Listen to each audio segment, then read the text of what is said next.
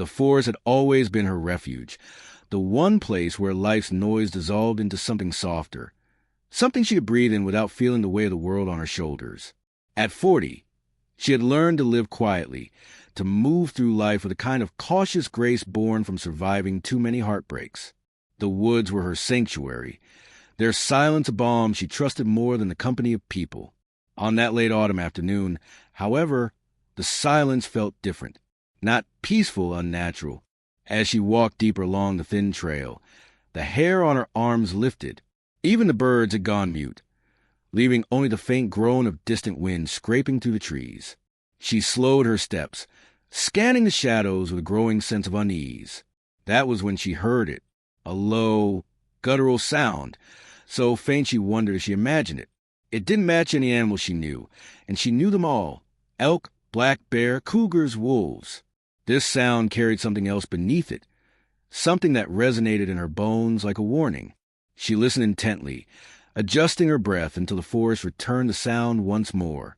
A groaning hum, deeper this time, trembling through the earth. Instinct urged her to turn back. Every childhood story about the unknown corners of these woods flickered across her mind, but something stronger than fear tugged at her, a curiosity sharpened with a strange compassion. She stepped off the marked path, letting her boots sink into moss, moving carefully toward the sound. The air changed quickly as she moved deeper. The usual scent of pine and damp leaves mixed with something sharp and metallic. She paused, her stomach tightening. Blood. She'd encountered wounded deer before, even a wolf once, but this smell was heavier, darker, almost electric in the air. Her breath grew shallow as she pushed through a curtain of hanging branches. Then the world stilled. Below her, in a shallow ravine tangled with fallen logs, lay a creature so massive and surreal she felt the ground till under her. A towering figure, covered in thick dark fur matted with blood, slumped sideways as if thrown there by force. She gasped, her mind struggling to connect the image before her with anything known. But there was no mistaking it. The size, the shape, the human-like face half hidden beneath tangled hair. A Sasquatch, a Bigfoot, a myth staring back at her with pained, intelligent eyes. Her breath froze in her chest. She wanted to scream, to run, to blink and believe she was hallucinating. But the creature's eyes, huge amber, swimming with both fear and exhaustion, held her in place. And then she noticed something else, something that made her knees weaken. The creature was female, and pregnant. The swell of the belly rose and fell with strained breaths, her massive chest trembling with effort. One arm lay twisted unnaturally, the bone likely broken beneath the bruised, swollen flesh. Thick blood trickled from deep cuts along her ribs. The woman swallowed hard, feeling her throat tighten painfully. This was no wild beast attacking. This was no legendary monster, lurking with predatory intent. This was a mother, wounded, terrified, and alone. The creature let out a low rumble, the sound vibrating through the ground. It was warning, pain, and desperate fear all woven into one. Her first instinct was still to run, but something inside her shifted violently. Compassion overrode terror. She slowly raised her hands, palms open, a universal gesture of peace. "It's okay," she whispered, unsure whether the creature understood, but needing to say it anyway. "I won't hurt you." The Sasquatch tensed, its muscles tightening visibly beneath thick fur, but it didn't pull away, didn't lash out. Its gaze followed her trembling hands as she took one slow step forward. The woman felt her heart pounding against her ribs like a frantic animal. She stopped a few feet away, close enough to see how badly the creature shook with every breath. "I'm not here to harm you," she murmured again. "I want to help." The creature watched her with unnerving intensity, then closed its eyes briefly as if acknowledging her words. Not fully trusting, but not rejecting her either. Her fear softened at that small sign. Slowly, she knelt beside the ravine, careful not to move too quickly. Up close, she could see the wounds in horrifying detail. The cuts weren't claw marks from any predator she knew. They were linear, harsh, and too precise. Bullet wounds. Her stomach dropped. "Oh my God, someone did this to you." The truth lodged in her chest like ice. Hunters. illegal trackers, or worse, government teams who had chased legends for decades. Whoever they were armed, close, and ruthless enough to attack a pregnant creature that clearly wasn't fighting. She looked back at the Sasquatch, her voice trembling. "I'm so sorry." The creature's massive hand twitched, as if trying to reach for something. Then, with surprising gentleness, its fingertips brushed against the woman's boot. Not grabbing, just touching. A plea, a question, a fragile thread of trust. Her breath caught. She leaned in carefully and pulled off the scarf from around her neck. She pressed it against the deepest wound near the creature's ribs. The Sasquatch winced, but didn't pull away. Encouraged, she used water from her canteen to clean the blood-matted fur. Every movement was cautious, slow, respectful. Minutes passed in tense silence. The forest watched them, two beings who should have feared each other, but instead found themselves bound by something ancient and unspoken. When she tried to adjust the creature's broken arm, the Sasquatch let out a deep, guttural sound. But this time it wasn't anger. It was communication, a vibration with layered meaning. Not words, but something close, something emotional. She froze, listened with her entire body rather than her ears. And she felt it, not in language, but in intent. "Trust me." Her breath hitched. She nodded softly. "I will." It didn't matter anymore that she was human, and this was a creature of legend. In that moment, they were simply two lives crossing paths in the raw truth of survival. And something deep inside her told her this was only the beginning. She stayed crouched beside the wounded Sasquatch for several minutes, her breath unsteady as she tried to steady her hands. The scar she pressed against the creature's ribs was already soaked in dark, viscous blood. She tore strips from her flannel shirt, working with trembling fingers to tie makeshift bindings around the largest wounds. The creature shuddered beneath her touch, but didn't flinch away. Its breaths were ragged and uneven, each one sounding like a boulder shifting under great weight. She had never witnessed anything so powerful brought so low, and never felt so fiercely protective in her life. The forest was silent around them, the silence thick with the knowledge that danger lingered close. When she tried to lift the Sasquatch's broken arm to check the extent of the injury, the creature let out a rumbling growl. Not a warning, but a plea. The sound carried layers of exhaustion and fear, and she hesitated, lowering the arm gently. "Okay," she whispered. "I won't move it again. You're all right." The creature released a low vibration in response, one that seemed to pulse through her skin and settle inside her chest. It wasn't words, not really, but she felt its meaning. Not accusation, not distrust, just pain and a fragile willingness to accept her presence. Somehow, that deepened her determination. She scanned the wounds again, noticing something chilling. A round metal fragment wedged in the creature's shoulder. A bullet. Someone out there wanted this being dead, or captured. As she leaned closer, the Sasquatch's massive hand rose, trembling, and brushed her arm. The touch was deliberate, seeking reassurance. Despite everything, the creature was afraid of her leaving. She placed her smaller hand against its palm, shocked by the warmth and the faint tremor that ran through the creature's body. "I'm here," she murmured. "I'm not going anywhere."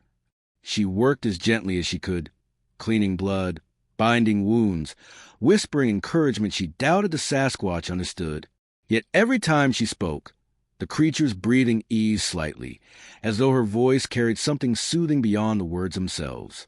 While tending the bullet wound, she hummed softly, an old tune she remembered from childhood, something her mother used to sing when storms rattled the windows. The Sasquatch's eyes closed, the massive chest rising and falling in slow, deliberate breaths. Peaceful, if only for a moment, but the peace was fleeting. The creature suddenly tensed, nostrils flaring. She froze. A second later, she heard it too, distant voices cutting through the forest like knives. Men calling to one another, their tone urgent, their footsteps heavy. Fear surged through her. They were getting closer. The Sasquatch's eyes flew open, wild and desperate. It tried to rise but cried out in agony, collapsing back into the soft earth. She laid a hand against its shoulder. "No, stay still. You're too injured." But the creature continued trembling, a low, frantic vibration rippling through its chest. She understood, not with logic, but with instinct. The creature wasn't afraid for itself. It was afraid for its unborn child. Her throat tightened. She looked around. Thick brush, dense shadows. The ravine walls. They needed cover. They needed somewhere safe, hidden away from the approaching voices. "I know a place," she whispered, the plan forming as she spoke. "But you'll have to trust me." The Sasquatch blinked slowly, then lowered its head in something like surrender or acceptance. She moved around it, slipping one arm under the creature's good shoulder and bracing her feet in the damp earth.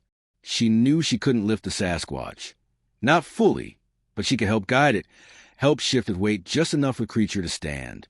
It took nearly all her strength and more patience than she ever thought she possessed, but together they rose inches at a time. The Sasquatch leaned heavily against her, letting out deep pain grunts, but it didn't resist. She murmured steady encouragements. "Easy. That's it. We'll get there." Step by agonizing step, they moved out of the ravine, leaves crunching underfoot, the forest seeming to hold its breath as they passed. The voices grew louder. Something metallic clanged. Radios crackled. And then, worst of all, a sharp whistle, like someone signaling they'd found tracks. Her heart slammed against her ribs. She picked up the pace as much as the Sasquatch's injuries allowed, guiding the creature toward the abandoned root cellar she discovered years ago while hiking off-trail. It was nothing more than a sunken wooden structure beneath a massive oak, covered in moss and nearly swallowed by earth, but it was invisible unless you knew exactly where to look. "Almost there," she whispered. "You're doing amazing." The Sasquatch wheezed, the sound rattling with pain, but kept moving. By the time they reached the cellar, her arms burned and her entire body trembled with exertion. She knelt beside the half-buried door and clawed away at the dirt and leaves until the wooden frame revealed itself. Praying it was still open, she pulled. With a groan, the door lifted. Inside, darkness swallowed everything. She helped the Sasquatch lower itself into the hollow space. Even injured, the creature's size barely fit within the cramped cellar. Once the mother settled, curling protectively around her swollen belly, the woman gathered nearby brush and dragged it over the cellar entrance. She sprinkled loose dirt over the edges, masking any sign of disturbance. Only when she was satisfied that it looked untouched did she kneel and peer through the slats of the wooden door. Inside the cellar, dim light filtered through gaps, illuminating the Sasquatch's eyes, massive, luminous, filled with unspoken fear. She reached through a crack, placing her hand near the creature's muzzle. The Sasquatch let out a soft, resonant hum, pressing its forehead lightly against her fingers. The meaning hit her with startling clarity, gratitude, and a plea not to be abandoned. "I'll stay close," she whispered. "I'll keep you safe." She slipped behind a nearby boulder just as flashlight beams pierced the trees. The men fanned out across the forest floor, scanning for tracks, murmuring rapid instructions. They were organized, professional, not hunters, agents, government. That meant they weren't just searching. They were expecting something extraordinary, something impossible, something like the being hiding beneath her feet. Her pulse quickened. If they found the cellar, it was over, not just for the creature, but for its unborn child. And the thought of that reality ignited something fierce inside her. She wasn't going to let humanity destroy what it didn't understand. Not today. Not ever. She pressed her back against the cold stone of the boulder, forcing herself to breathe slowly even as adrenaline clawed at her ribs. Flashlights cut through the forest like thin white blades, sweeping across bark, leaves, and soil with practiced precision. The men moved with military discipline, speaking in short-clipped phrases. She caught fragments, tracks leading east, blood trail fading, priority target. Every word tightened the knot in her stomach. These weren't just agents looking for an injured animal. They were hunters with orders. And the creature hiding beneath the earth was their quarry. One of the beams passed so close to her hiding spot that she saw dust motes floating in its glare. She curled in tighter, praying her racing heartbeat wouldn't betray her. A pair of boots thudded across the ground only 10 feet from the cellar's hidden entrance. She held her breath as a man crouched, brushing his gloved fingers against the soil. "Fresh disturbance here," he muttered into his radio. She felt her pulse plummet. The Sasquatch inside the cellar shifted at the sound, releasing a low, fearful hum that vibrated faintly through the dirt. She clenched her fists, ready to do something. Anything, if the man grew suspicious. Another agent approached, shining a light on the same patch of soil. "Probably just deer rooting around," he said. His partner hesitated, scanning the trees. "Maybe," but then he stood, stepping back and turning away. The woman exhaled quietly, her relief nearly sending her to her knees. The agents moved on, spreading wider through the forest, their voices fading but not disappearing. They were thorough, persistent, and far from giving up. She waited several minutes after the last flashlight disappeared before creeping back to the cellar entrance. She bent close to the wooden slats. "It's all right," she whispered. "They're moving away." Inside, the Sasquatch let out a soft rumble, a vibration filled with tension easing just slightly. She opened the cellar door just enough to slip inside. The air inside was earthy, cool, and thick with the scent of fur and damp soil. The creature lay curled awkwardly, trying to shield its swollen belly with one arm, while cradling the broken limb against its chest. Its breathing was shallow, trembling with exhaustion. She knelt beside it, gently touching its shoulder. The Sasquatch lifted its gaze, eyes shimmering in the dim light that filtered through the cracks above. It made a sound, a deep, resonant hum that carried both gratitude and despair. "They're searching for you," she said softly. "They won't stop." The creature blinked slowly, as if it already knew. She sat beside it, leaning against a dirt wall. The cramped space forced them close, and for a moment she became painfully aware how vulnerable they both were. Above them, the heavy footsteps of men faded entirely, replaced by distant forest noises. Yet tension clung to the cellar like a thick fog. Her voice trembled as she spoke again. "Why are they hunting you?" The creature's gaze held hers, and then, impossibly, it answered, not in words, but in layers of deep, vibrating sound that resonated through her bones. Meaning, emotion, fragment of images she couldn't quite grasp. Fear, fire, traps, men with guns, the tearing sound of bullets, the forest screaming. She pressed a hand to her chest, breath quickening as understanding took shape. "Humans hurt you," she whispered. "Humans have been hunting you." The Sasquatch bowed its head in a slow, heavy movement. "Yes." The vibration deepened. Another meaning pressed into her. Humans destroy what they fear. She felt tears prick at her eyes. "I'm sorry," she whispered. "We're not all like that." A soft sound hummed from the creature, gentle but sorrowful. She knew what it meant. Not all humans, but many, enough to be dangerous. Minutes stretched into uneasy silence. She listened to the rhythmic breaths of the Sasquatch, to the occasional shudder pain that rippled through its body. She adjusted the bindings around its wounds and wiped sweat from its brow. When she accidentally brushed its swollen belly, the creature flinched, letting out a soft, pained cry. She froze, heart pounding. Are you close?" she whispered. The Sasquatch closed its eyes, pressing its good hand against its abdomen. The truth struck her with cold clarity. The creature was nearing labor, early and dangerous in its wounded state. She swallowed, trying to steady her breath. "We need to move you," she murmured. "Not now, but soon. When night falls again, maybe. I know another place, deeper in the forest, safer." The creature watched her, listening. She placed her hand on its forearm. "I'll get you and your baby out of here. I promise." Suddenly, a sharp crack echoed outside, a branch snapping under heavy weight. Her blood ran cold. Voices followed, closer now, sharper, urgent. "This way." Tracks looped around. She jolted upright, eyes wide. They were circling back. The Sasquatch trembled violently, instinctively pulling its knees in to guard its unborn child. "Shoo!" she whispered, pressing a finger to her lips. "Stay still. Don't make a sound." She closed the cellar door silently, then threw herself across the dirt, covering the most visible signs of disturbance. Footsteps descended quickly through the underbrush. Boots. Several pairs. She ducked behind a fallen log, just as flashlight beams swept over the forest floor again. A voice shouted, "Blood trail picks up again here."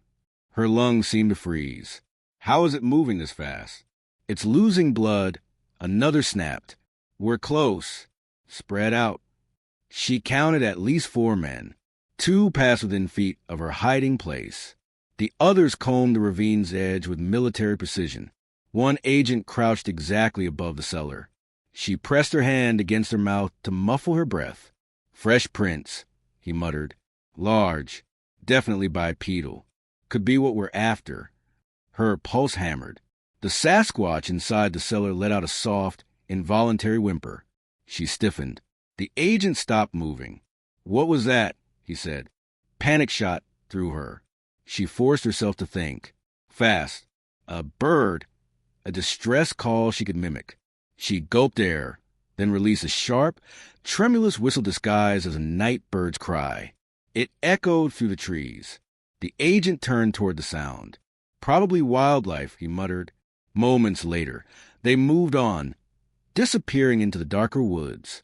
Only when all was quiet again did she allow herself to breathe.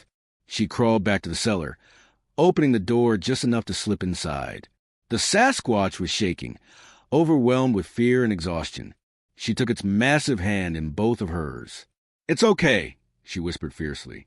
"I won't let them find you." Outside, the forest fell silent again, holding its breath. She knew what she had to do. She would risk everything, her freedom, her safety, her life, before she let humans destroy this fragile life she'd sworn to protect. Night settled slowly over the forest, the kind of deep, moonless dark that made the world feel ancient and watchful. She stayed inside the cramped cellar with the Sasquatch, listening to the distant hum of radios and the crackle of leaves beneath boots as agents continued their relentless search. Hours passed, the tension stretching thin as thread. She could feel the creature weakening. Each breath came slower, heavier, trembling with strain. The infant inside her stirred, and the mother curled protectively around her swollen belly, a soft whimper slipping from her lips. The woman pressed a hand against her fur, whispering, "Hold on. We'll get you somewhere safe. I swear it." The creature's fingers tightened around her wrist.